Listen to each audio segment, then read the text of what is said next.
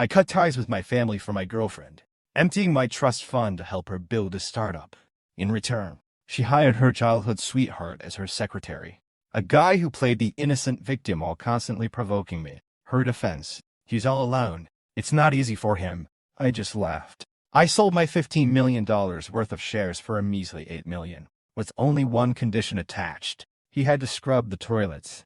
When she had a breakdown and started screaming at me, a woman stormed in, scooped me up in a bridal carry, and slung me over her shoulder. "Husband, let's go home and get our marriage license. You have a childhood crush you can't forget." Sorry. My childhood sweetheart just came to pick me up too. My name is Caleb Sterling, born and raised in the heart of New York City's old money elite. My family, well, they just run a few conglomerates. Nothing major, just casual business. I grew tired of the social climbers of Manhattan whose eyes lit up the moment they saw me, desperate to latch onto my status. So for college, I was determined to switch maps and completely escape my familiar environment. I parachuted into San Francisco, enrolling in one of the city's top universities. All I wanted was peace and quiet, no one knowing my background. No need to endure fake smiles. Here life felt wonderfully strange. I was invisible.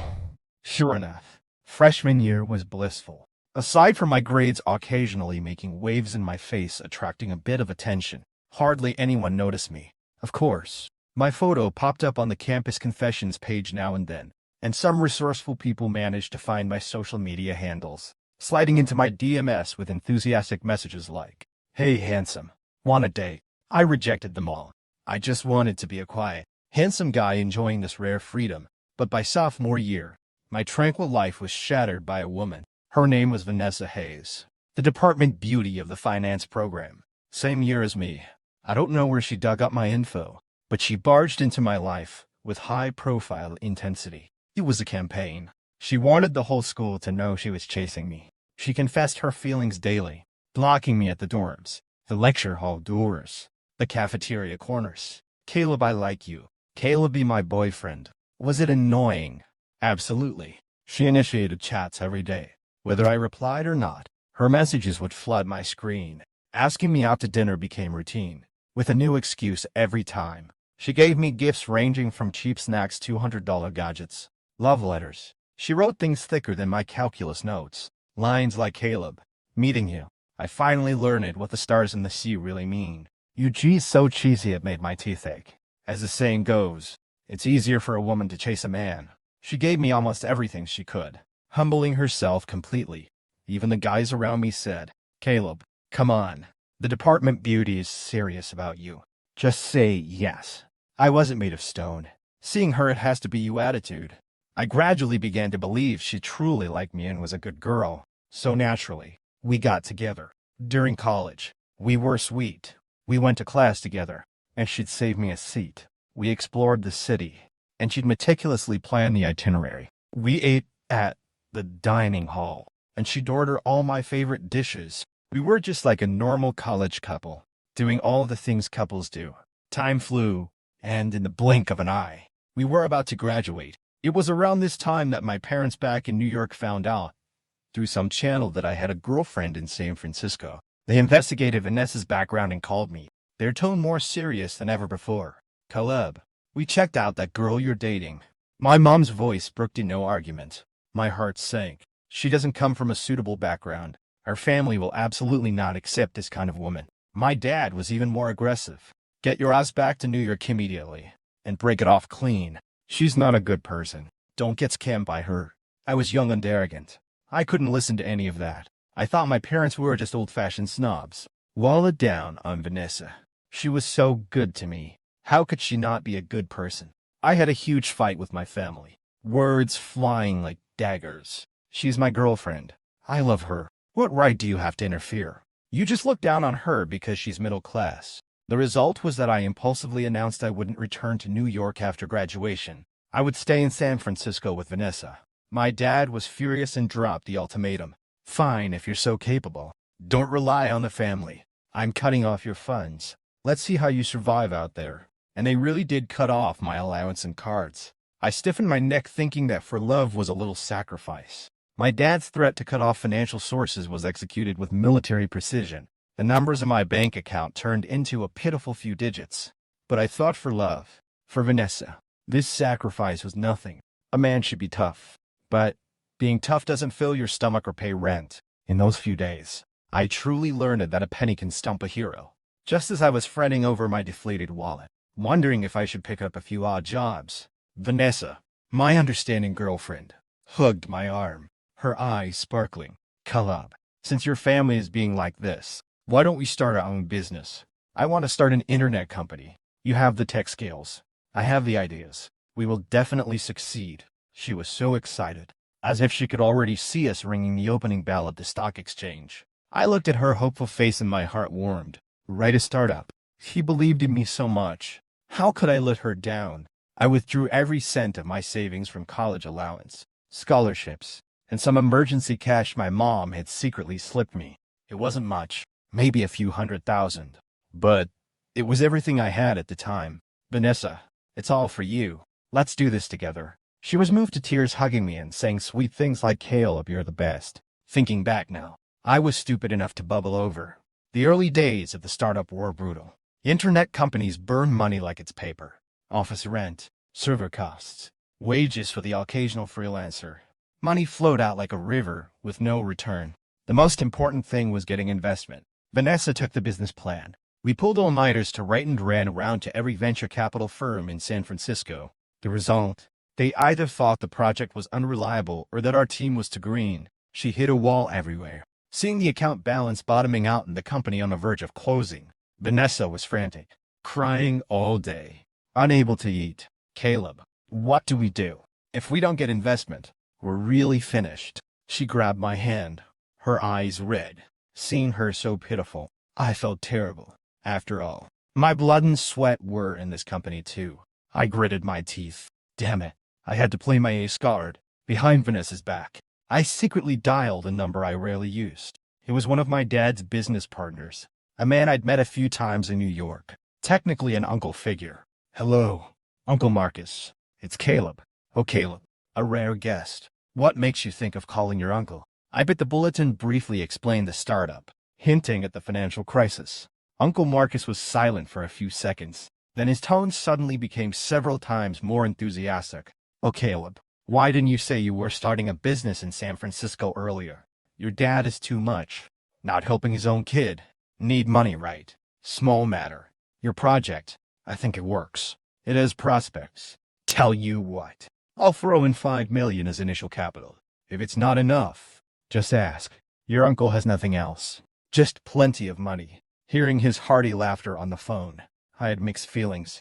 Ask yourself, what is the most important thing in your life? When Vanessa found out we got the investment, she nearly jumped for joy, hugging and kissing me. Caleb, you're amazing.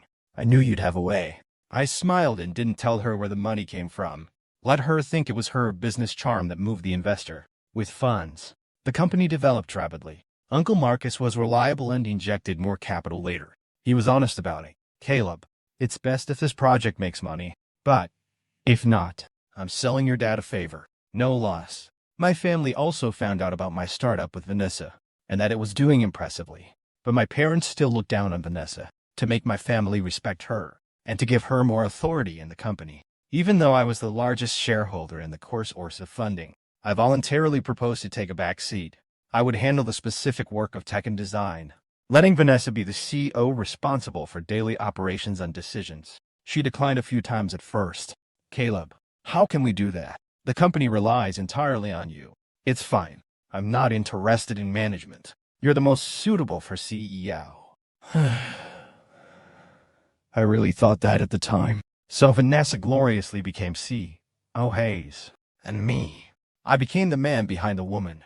The company gradually got on the right track, and the numbers on the books looked better and better. My life with Vanessa, at least on the surface, seemed to be thriving.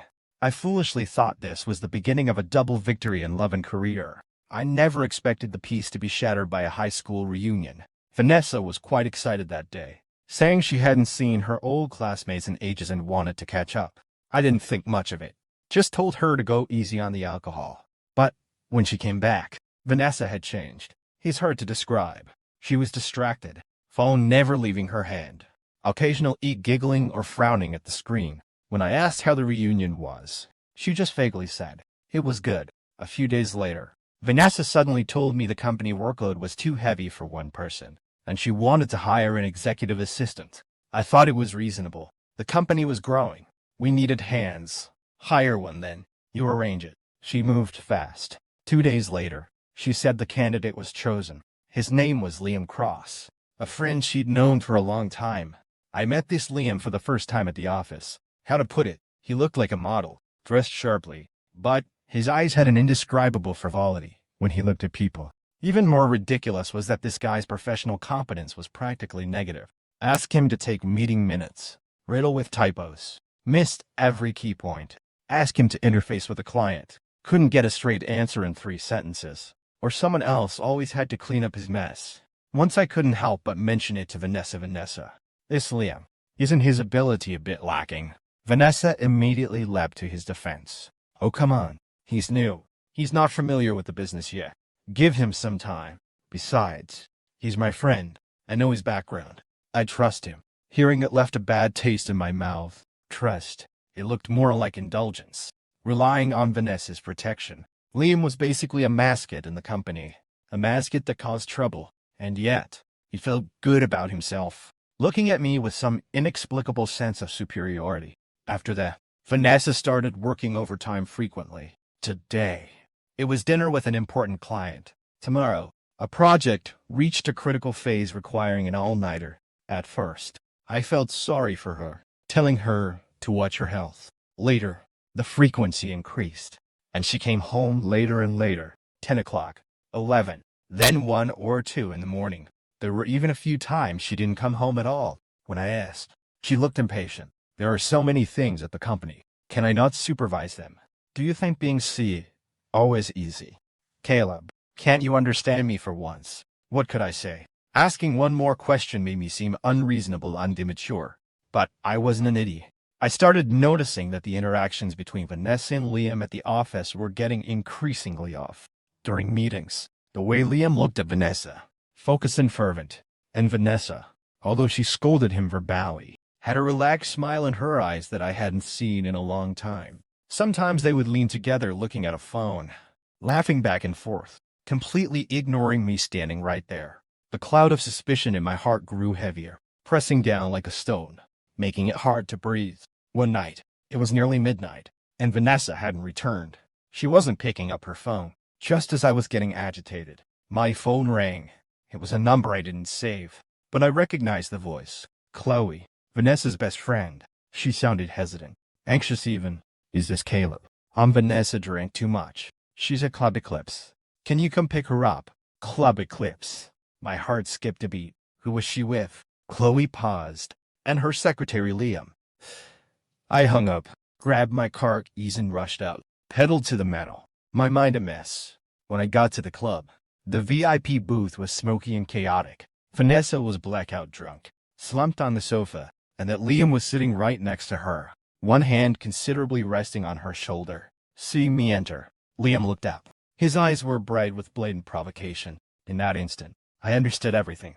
I walked over expressionless, bent down, and scooped the dead-drunk Vanessa into my arms. Her body was limp, reeking of alcohol. Liam stood up, wanting to say something. I shot him a cold glare, held Vanessa and walked out of the booth without looking back. What mess. I stuffed Vanessa into the back seat and started the car. Chloe sat in the passenger seat, silent the whole way. The air in the car was more suffocating than the alcohol fumes coming off Vanessa. As we neared the apartment building, Chloe finally spoke, her voice light and hesitant. Caleb, there's some things I don't know if I should say, but I think you should be prepared. I tightened my grip on the steering wheel, glanced at the unconscious Vanessa in the rearview mirror and grunted. Speak. Chloe took a deep breath, as if making a big decision. The secretary Vanessa hired, Liam Cross. He's Vanessa's childhood sweetheart. They grew up together, and Vanessa has liked him since she was little. She even confessed to him several times in high school, but Liam didn't accept her back then. My heart sank. Sure enough, the weirdness of these past days finally had a source. Chloe paused and dropped a bombshell. The reason Vanessa drank so much today is because of Liam. At the reunion, Liam told her, Vanessa, Didn't you promise when we were kids that you'd marry me when you grew up? Vanessa feels very conflicted about her relationship with you versus Liam now. So she promised his kids marry him. I nearly slammed the gas instead of the brake. Chloe sighed. Caleb, I'll be honest with you. I feel like those two are dangerous. They could rekindle old flames at any moment. You accompanied Vanessa through the startup. It wasn't easy. Don't end up with nothing. Just watch out. And please don't tell Vanessa I told you this. I'm her friend, but I consider you a friend too. I tugged the corner of my mouth into something resembling a smile. I know. Thanks, Chloe. Actually, I had sensed it. I just didn't want to believe it. Chloe's words just pierced through that layer of denial. After getting Vanessa home and settled, I didn't sleep all night. Walking into the company the next day, the air felt wrong. That Liam, Vanessa's so-called childhood sweetheart, buzzed around me like a fly. He held a cup of coffee, swinging over to my desk. Morning, Caleb. Thanks for last night. Vanessa said you took good care of her. His tone was airy, carrying an unspeakable smugness. I grunted, too lazy to acknowledge him. But he wouldn't let a sigh. Vanessa is just as soft-hearted. If I hadn't stopped her last night, she would have kept drinking. She says she's under a lot of pressure. I wonder why you don't share more of the burden. Caleb. The hand holding my mouth tightened until my knuckles were white. This guy pretending to be the big wolf. Typical pick-me-boy behavior. I heard you're a tech wizard. Caleb, the company's success is all thanks to you. Unlike me, I just got here and don't know anything. I rely on Vanessa to teach me hand in hand. He kept saying Vanessa this, Vanessa that, sounding incredibly intimate. Just as I was about to curse him out, Vanessa coincidentally came out of her office. Seeing us, she frowned. Caleb, what are you doing? Why the long face so early in the morning? Liam immediately switched to a pitiful expression. Vanessa, nothing. I was just saying hi to Caleb. Vanessa walked over, patted Liam's shoulder and comforted him softly. Liam, it's fine. He just has a bad temper. Then she turned to me, her tone clearly displeased. Caleb, Liam is new, and he's my friend. Be more polite to him in the future. Be the bigger person. Don't always target him. We're all in the same company. What's there to fuss about? Watching her defend Liam, I felt a fire rush from the soles of my feet straight to my brain. These past few days, I had thoroughly witnessed what it meant to push boundaries. Liam, relying on Vanessa's special care, was becoming increasingly lawless in the company. Today, he spills coffee on me. Tomorrow he accidentally messes up files on my desk, and he constantly hovered in front of me, saying Vanessa said or Vanessa let me. That tone, that demeanor. He was a villain who had gained power. I endured it. But some people, the more you endure, the more they push. At noon in the break room, I heard him bragging to a colleague from another department. Vanessa, we grew up playing together. Our relationship is solid. She said the company will rely on me for a lot of things in the future. Caleb, oh, the tech guy. He's pretty dull. Doesn't really know how to talk. I was holding a cup of water and nearly threw it in his face right there. And Vanessa, she acted like she was blind.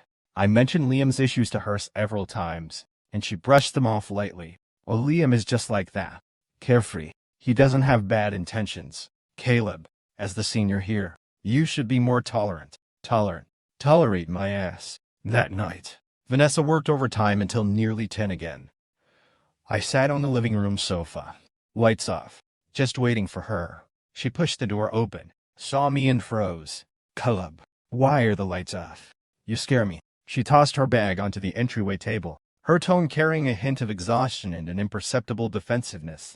I didn't move, my voice calm as stagnant water. Vanessa, let me ask you, what exactly is your relationship with Liam Cross? Her motion of changing shoes paused. Her back was to me. What relationship? We're colleagues, and he's my childhood friend.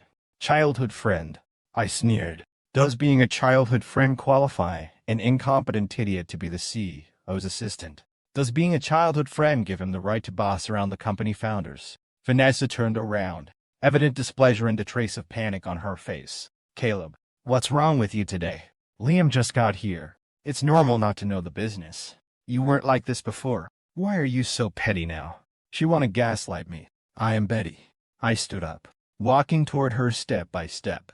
Vanessa, look me in the eyes and tell me, you defending him, is it really just because he's your childhood friend? Her eyes began to dodge, afraid to meet mine. What else? We grew up together. Of course we're close, Kayla. Stop overthinking and chasing shadows. Okay, can you be a little more mature? Mature? Her words made me laugh in anger. Fine then, I'll ask you naturally. I stared at her, enunciating every word. Today I give you two choices. One, fire Liam. Make him get the hell out of the company. So you and I were done. Pick one. The air instantly solidified. Vanessa's face, when she staring at me in disbelief. Caleb, are you forcing me? I am forcing you. I didn't back down an inch. Me or him. You can only choose one. Her lips trembled, and her eyes reddened, as if she had suffered a massive injustice. Liam is my childhood friend and best friend. Her voice suddenly pitched up, carrying a sob. He just arrived in the city. He doesn't know the place or the people. He has no job, not even a place to live. As his friend, what's wrong with me taking care of him? If he doesn't have this job, he won't survive. He came to this strange city all alone.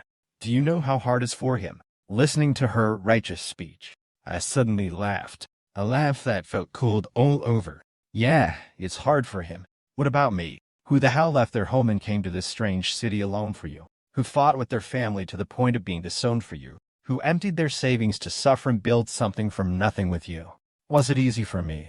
I didn't say those words, because I knew saying them was useless. In her heart, that Liam was far more important than me. Looking at her air-stained face, I just felt incredibly ironic. Turns out, I was the outsider. I didn't speak again. I turned around, walked back to the sofa and sat down. For the rest of the night, neither of us spoke. The next day, for the first time ever, I didn't go to the company. I needed to cool off. All day, I locked myself in the apartment. The curtains were drawn tight, blocking out the sun. Just like my mood, Vanessa and Liam, that pair of hardship childhood sweethearts, replayed their disgusting drama in my head on a loop. She said it wasn't easy for him to come to this city alone. Then, what about me? Who the hell did I come here for? Thinking about it now, I was a complete and utter idiot. I told myself to be calm, like my used car had been stolen, even though my car was stolen. The seats, the steering wheel, the gas, the brakes, even the headlights were tuned by me, and someone else drove it away. It was depressing. After cooling down, only exhaustion and a liberating clarity remained. I picked up the number I hadn't dialed in a long time. My finger hovered over the screen for a few seconds. Finally, I pressed it. The call connected quickly. Hello. It was my mom's voice, carrying a trace of business-like detachment, probably thinking it was another blind sales call. My throat felt a bit tight. I took a deep breath. Mom, the line paused. Caleb. My mom's voice changed instantly. That familiar tone, full of tension and concern, rushed up all at once. What's wrong? Did the sun rise from the west? You remember to call your mother. She scolded me verbally, but the worry in her tone couldn't be hidden. Did something happen? Are you out of money? Did someone bully you? Are you okay? A string of questions smashed over me, carrying a mother's unique anxiety. My nose tingled. Mom, or come home. Saying that sentence felt like all the strength was drained from my body, but a huge weight lifted from my heart. Silence on the other end for a few seconds. Then my mom's voice, cautious and confirming. What did you say? Say it again. I said I want to come home. I repeated it, not loud but firm. I don't want to stay in San Francisco anymore. I want to come back and be with you guys. I was immature before. I am mature. Oh, my silly son. My mom's voice choked up a bit, but quickly returned to that crisp efficiency. It's good you're coming back. Good as long as you know to come home. Who didn't make mistakes when they were young? It's in the past. All in the past. As long as you're okay, the door is always open for you. She comforted me while rambling on. Finally, she changed the subject, her tone turning half joking. But, let me tell you, if you come back this time, you have to obediently get married. Your dad and I have already scouted a girl for you. Good family. We know her roots. At that moment, my heart was dead ash. I had no hope left for love or romance. Marriage, marrying, anyone was fine, as long as it wasn't trash like Ines again. I thought my mom was just saying it casually to soothe me, so I replied perfunctorily, sure, get married, whatever. I'll listen to you. That's wonderful. We'll talk details when you get back.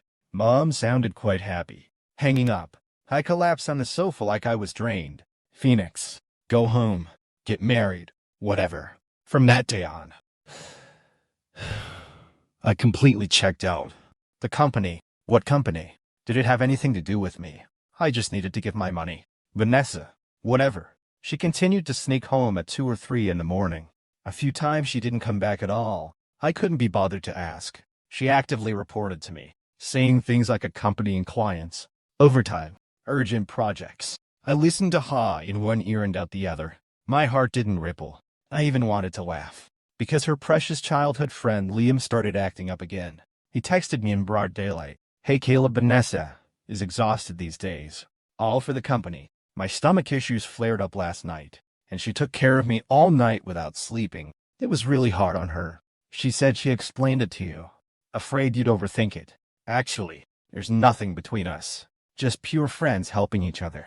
He added a shy emoji at the end. Looking at that text, reeking of green tea, I felt my stomach churn. Faking illness, fishing for sympathy, then making Vanessa run around him like an idiot, and specifically coming to brag to me, implying Vanessa's heart was with him. Childish and disgusting. How did I fall out with my family for a woman like this? I didn't even have the desire to reply. I clicked his avatar. Top right corner. Delete contact. Done in one go. I added him only because of work. Now I scrubbed that idiot Liam from my WeChat. Sorry, my contacts. Not long after I deleted that more, a strange number called. Hello. Is this Mr. Caleb Sterling speaking? What is it? I was impatient. Telemarketer. You have a courier delivery that requires your signature. Address. The office. Courier. I hadn't bought anything recently. What is it? The manifest says clothing. It seems quite valuable. Needs face-to-face verification. Valuable clothing. Who had time for this? No choice. They were already calling. And it was the office address. Fine, you'll head over. Hanging up. I was annoyed. So much crap these days. Driving to the office building. The courier was already waiting. A huge flat box. Packaging looking exquisite. I signed, holding the box. The receptionist peeked over curiously. I ignored her and tore it open right there in the lobby. Unwrapping the layers. Inside was a brand new men's wedding tuxedo. Looking at the fabric in the cut, I knew it cost a fortune. There was a car next to it. Handwritten brand name. Hokuto Tour. The deadly expensive kind. This thing couldn't be less than a few $100,000. Who sent it? I ran through the possibilities in my head. No clue. Vanessa. Did she have this kind of spare cash? Or this taste? Unlikely. I remembered my mom mentioning marriage on the phone a few days ago. Could it be some stunt she pulled? I took out my phone and dialed my mom directly. Hello, Momo. Son, thinking of your mom again. Tell me, what trouble did you cause now? My mom's tone was teasing. No trouble. I received a suit. Hokuto. Did you send it? My mom paused on the other end, then let out an "oh," realizing what it was. That must have been sent by the Kensington girl, right? The Kensington girl. Sloane. Aren't you two about to? My mom didn't finish her sentence. Someone seemed to call her on the other side, and she hurriedly said talk later and hung up. The Kensington girl. Slank Ensington. I was pondering this when a discordant voice cut in. Caleb. I looked up. Vanessa was standing by my workstation, well where I used to sit, staring at the tuxedo in my hands with a complicated expression. Then at me. She probably heard bits and pieces, plus seeing this blindingly expensive suit. A look of I understand appeared on her face, followed by a slight frown carrying a hint of helplessness and an imperceptible sense of superiority. And then she spoke, voice not loud, but clear enough for the colleagues pricking up their ears nearby to hear. Caleb, I know you're anxious, but I need to prioritize my career right now. I really don't want to consider marriage temporarily. Can you please stop pulling stunts like this to force me? Okay, that tone, that demeanor, as if I were an immature child crying for candy, as if she were condescending comforting me. I looked at her and nearly laughed out of anger. Force her. I'd have to be blind to want to marry her now. A mix of nausea and rage shot straight to the top of my skull. I stood up abruptly. The movement was so big the chair the receptionist got me slid back with a harsh screech. The surroundings instantly went quiet. All eyes focused on the two of us. I looked at Vanessa's face, written all over with magnanimity and tolerance. I rolled my eyes so hard I saw my brain. Then I raised my volume, ensuring everyone on the floor could hear clearly. Who the hell wants to marry an idiot like you? First paragraph minus what do you get the nerve to think I'm pressuring you? Look at yourself. Indecisive. Wanting to eat your cake and have it too. You want to play the field and still claim the moral high ground. Disgusting. After I finished, I didn't even glance at her. I grabbed my car keys and strode out with large steps. Behind me was dead silence. Then, the whispering started. I could imagine what color Vanessa's face was right now. Probably more colorful than a palette. Sir, you're right. Once out the office and into my car, I felt half the rage in my chest dissipate. Satisfying. Starting the car. My mom's phrase, the Kensington girl, echoed in my mind again. Sloane Kensington definitely qualifies as a childhood friend. If fighting counts as a type of friendship, that girl loved bullying me since we were kids. The key is I couldn't beat her. Every time I ended up bruised and battered. My family and the Kensingtons are old friends. We're close enough to share a pair of pants. Arranged marriages and families like ours are too normal. My mom's unfinished sentence was probably about me and Sloane getting engaged or married soon. Thinking of facing Sloane's face in the future and her iron fists, I couldn't help but shiver. My future days. Worry. I hope she's more stable now and hits a little softer. TSK really out of the frying pan and into the fire. But, anyway, it's better than facing Vanessa's hypocritical face. That night, Vanessa didn't come back as expected. Within expectations. I didn't even bother wondering where she was fooling around with Liam. Probably Liam was unwell again. Let them be. It has nothing to do with me anymore. The next day, refreshed and spirited, I met a middle-aged man at the company. An old fox named Victor Vance.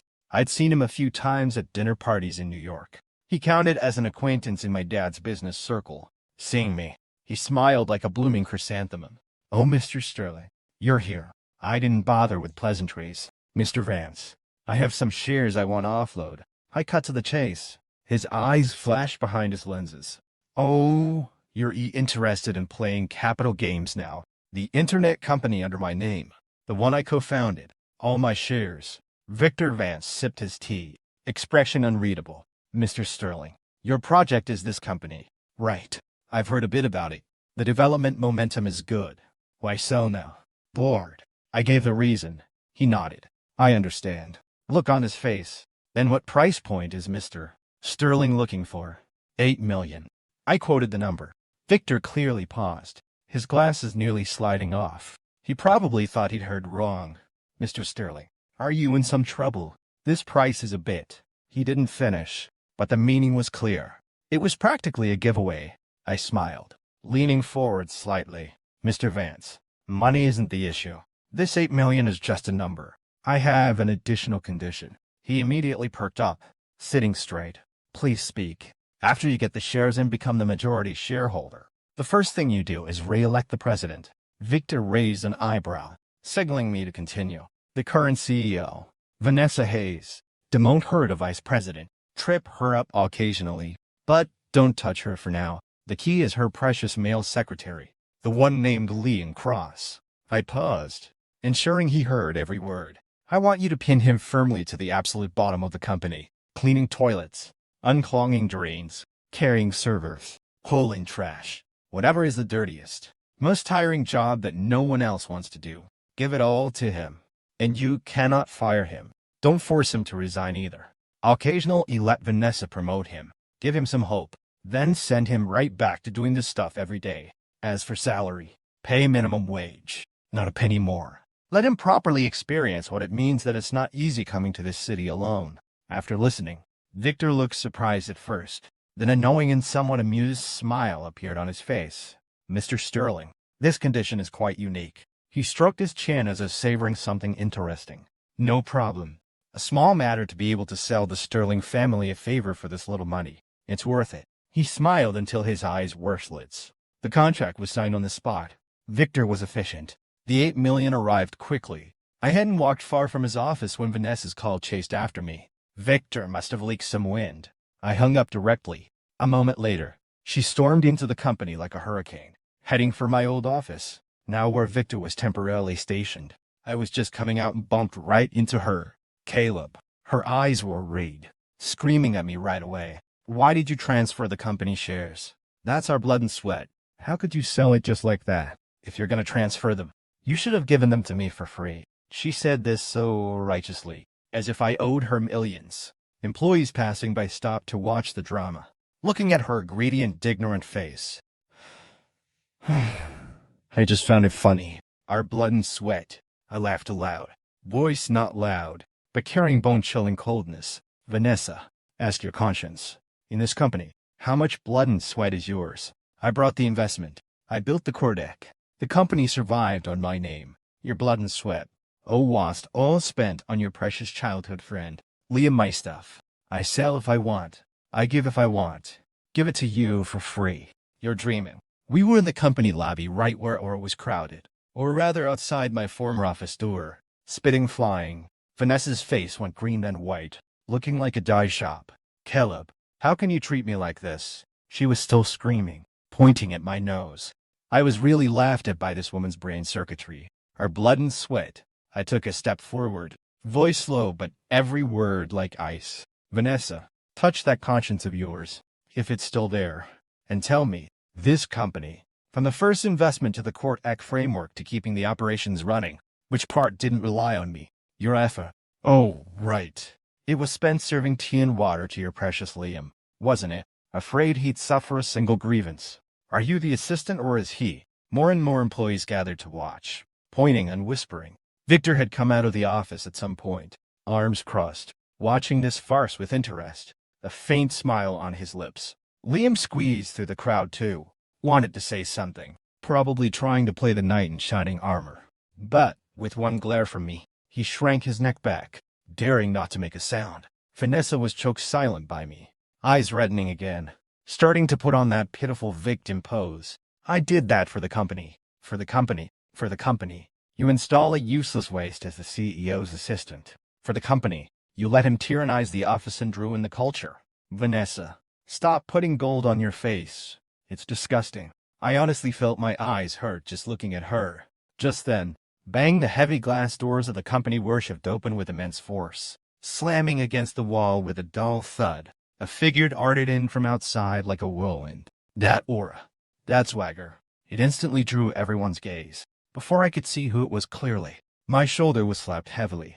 The force nearly made me stagger. Immediately after, a loud, somewhat teasing female voice resonated through the entire office area, making people's ears ring. Caleb, your wife is here to take you back to New York to get our marriage license. Wife marriage license. I whipped my head around. A face beautiful and fierce, familiar beyond belief, came into view.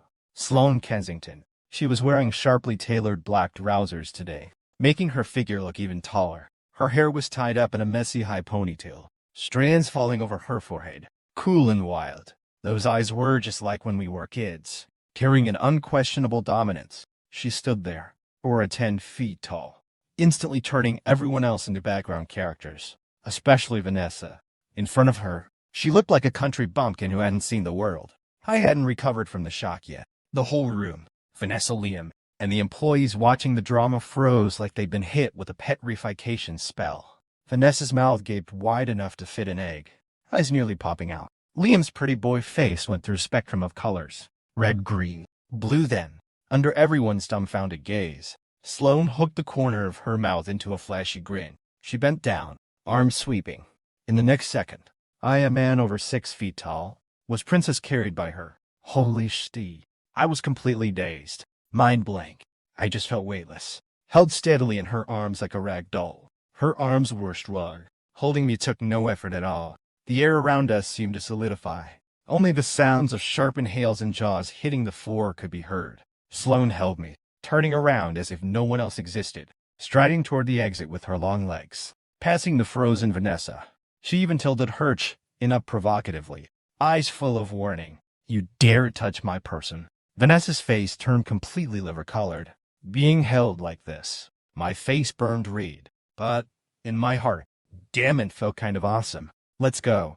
Hobie, time to get hitched. Sloane's voice remained loud, carrying an irrefutable dominance. Just like that, under dozens of gazes filled with shock, confusion, envy, jealousy, and schadenfreude, she marched out of the company doors. Outside, a flashy red Ferrari was parked by the curb, engine still growling. Sloane stuffed me into the passenger seat effortlessly.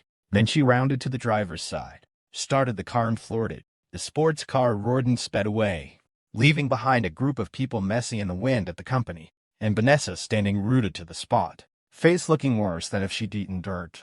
Brain probably completely crashed. Shares sold. The assistant about to be tortured. And now the boyfriend publicly snatched away in a marriage hijack. In such a sensational way. TSK satisfying. This is the life I should be living.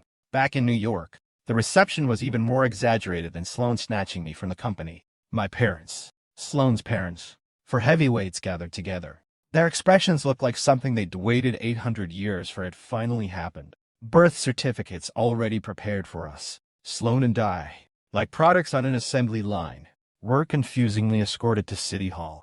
While I got the red certificate in hand, I was still dizzy. Clack went the steel seal. Me, Caleb Sterling, married. Sloane held the marriage certificate, flipping it over and over, grinning from ear to ear. She carefully put my copy into her bag too, stamped and sealed.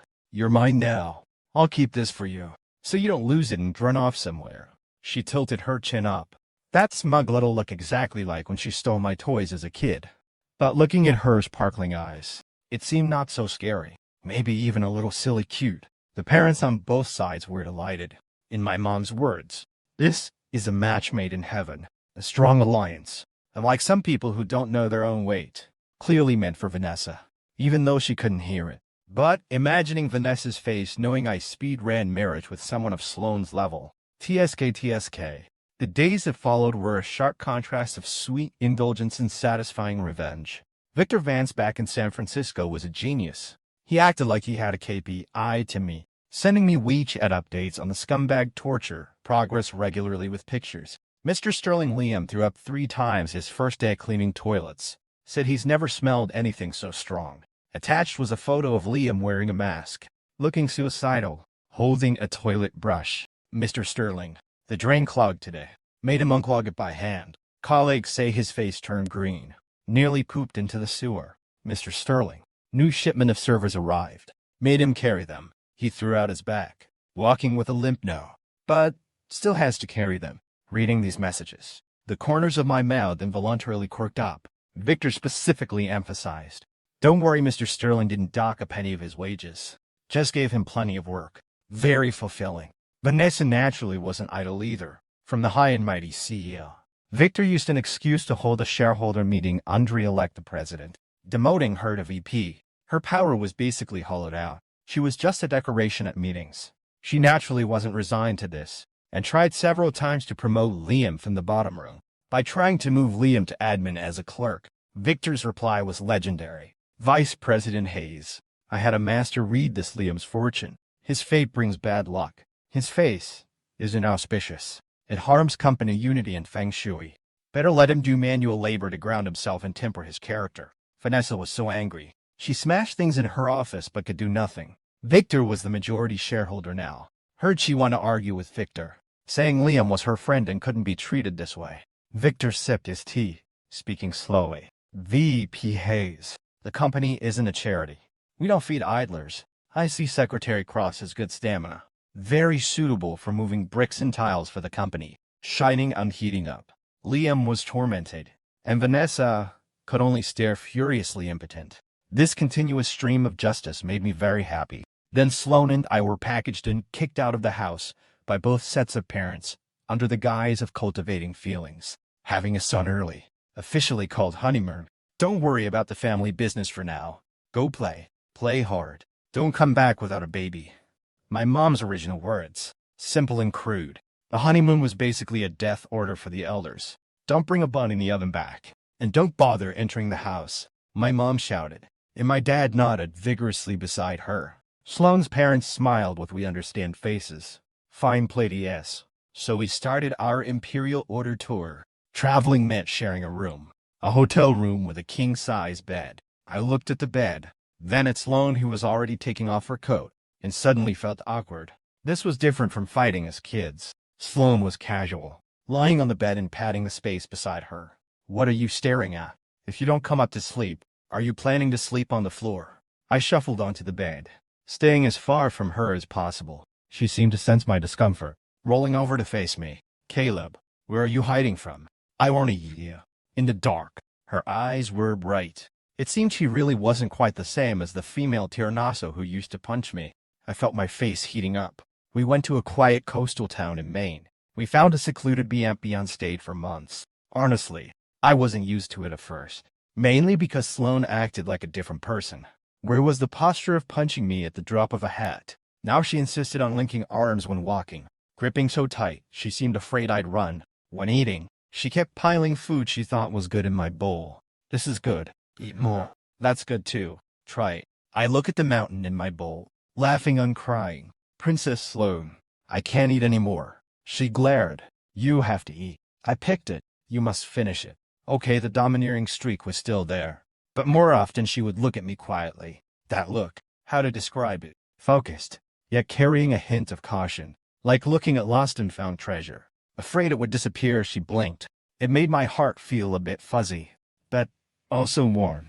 One night, the moon was particularly beautiful. We sat on the porch of the B&B watching the stars. She suddenly leaned over, resting her head on my shoulder. Caleb, if we hadn't been separated when we were kids, what do you think it would be like now? Her voice was soft, tinged with wistfulness. I paused. Yeah, if we hadn't separated. Maybe I'd still be bullied by her every day. But I didn't say that out loud. I just patted her hand. It's pretty good like this now. She rubbed against my shoulder, saying nothing. But the hand holding my arm tightened a bit. The locals were very simple. Seeing us, they always smiled. Young man, your wife is beautiful. Yes, yes. Talented man and beautiful woman. You have the husband-wife look. Every time Sloane heard this, her face would turn betrayed. Then she'd pinch me hard, warning me with her eyes not to laugh. TSK, this female tyrant actually gets shy. Interesting. We also learned it from the locals buying groceries and cooking. Princess Sloane had never touched a stove. She was chaotic in the kitchen, mistaking salt for sugar, nearly setting the pan on fire. In the end, I had to clean up the mess. She wore an apron, causing trouble beside me or supervising. Caleb, is that too much water? Oh, cut the onions finer. I laughed hopelessly.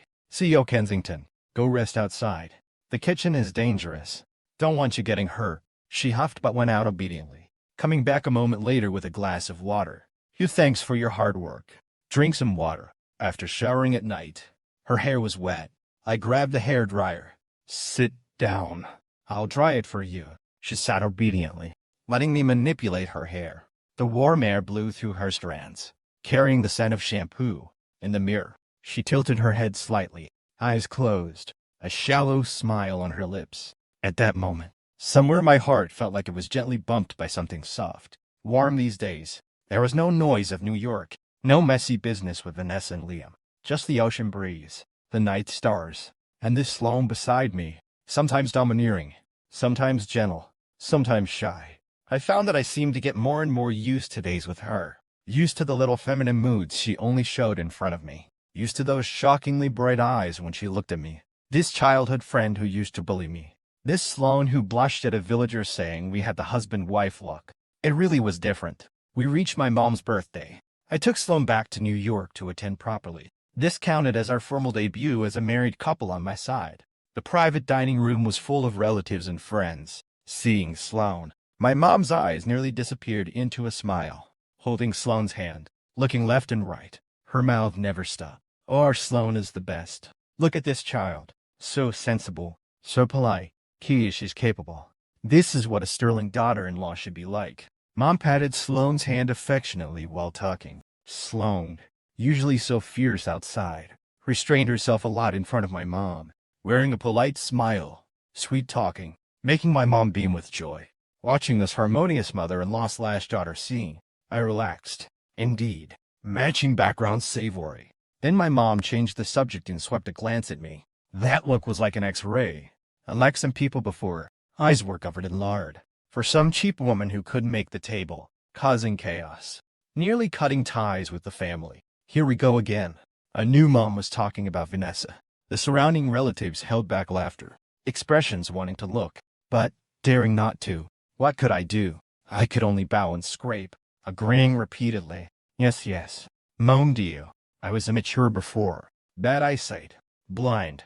My admission of guilt was top tier. Sloane secretly quirked her lip beside me. I caught it. She was happy seeing me eat humble pie. Mom scolded me for a round, finally venting and nodded satisfied. Then she cleared her throat, gaze sweeping back and forth between Sloane and me, wearing the, you know what I mean, smile.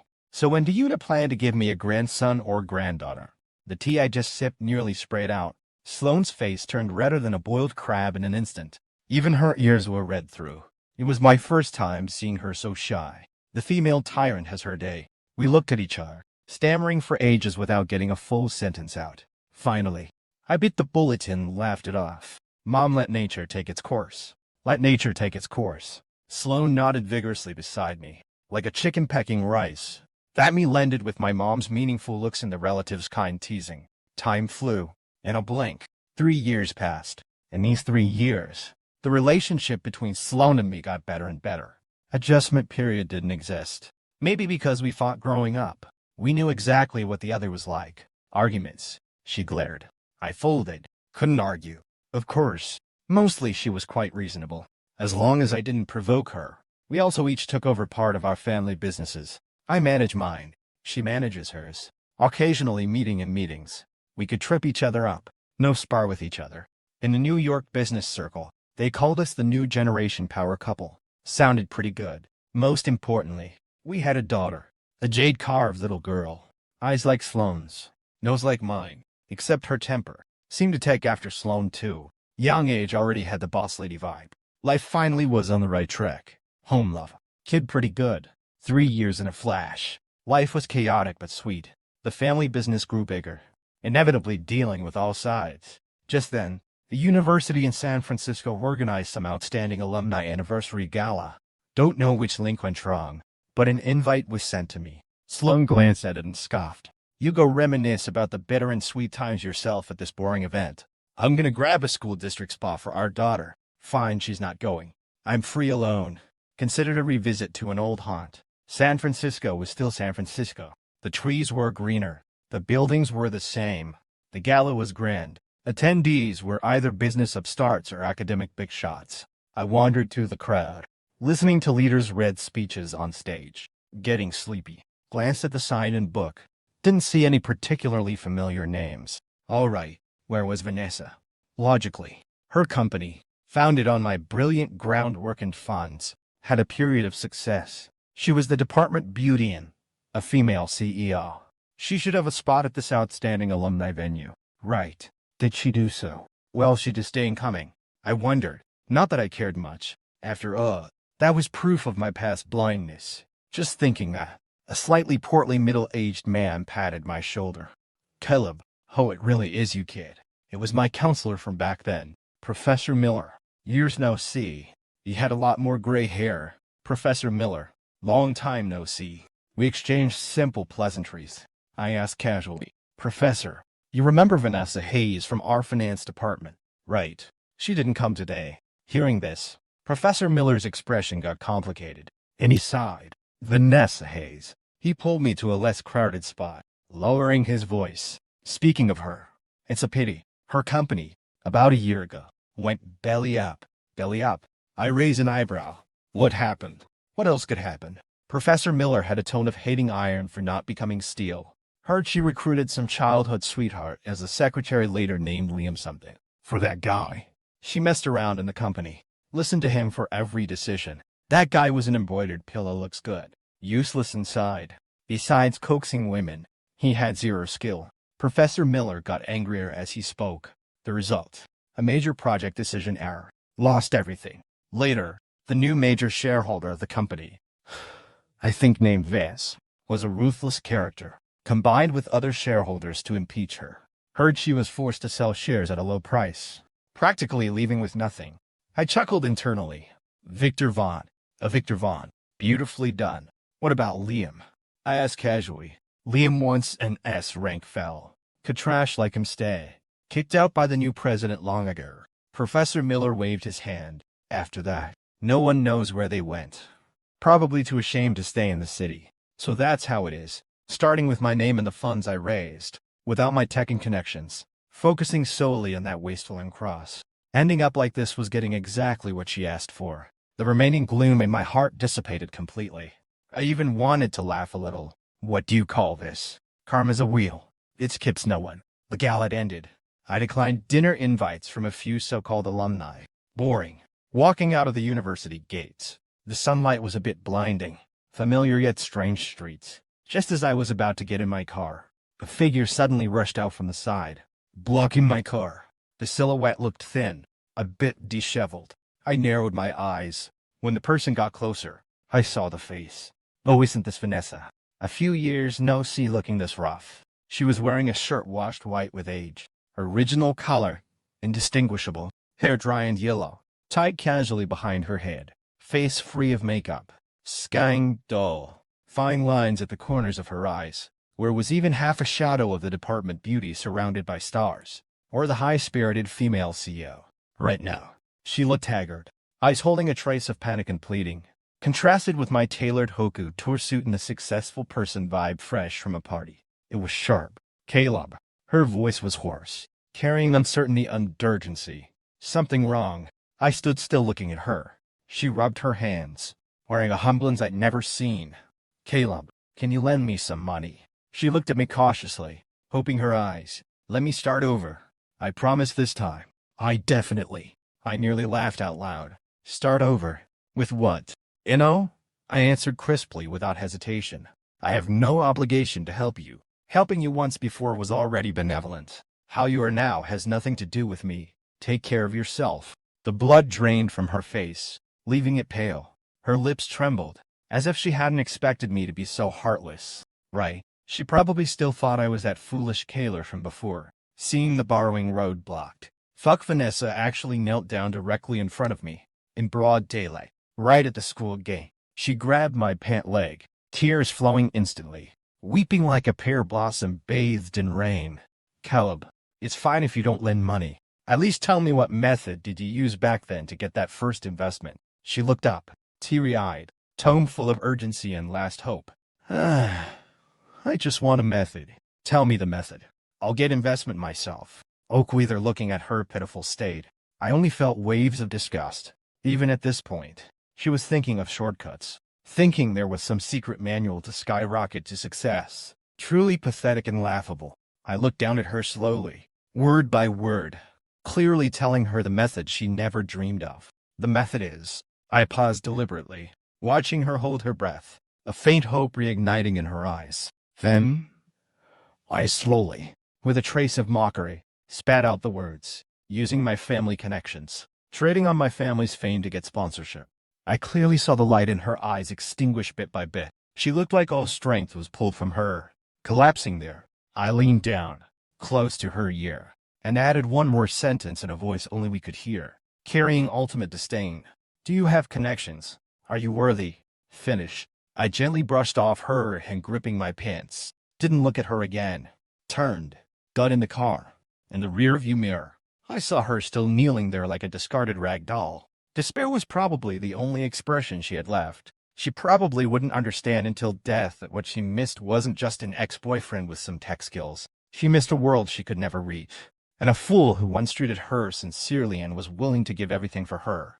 Pity that fool woke up, and is living 10,000 times better than she imagined. The car drove smoothly away from the university. I took out my phone and dialed Sloan. Her voice came through quickly, laced with a smile. Hello, hubby. Finished, reminiscing. The corners of my mouth lifted involuntarily, voice becoming gentle. You're done. I'm coming to pick you and our daughter up. What do you want for dinner? Daddy, I want ice cream. My daughter's milky voice shouted from the other end.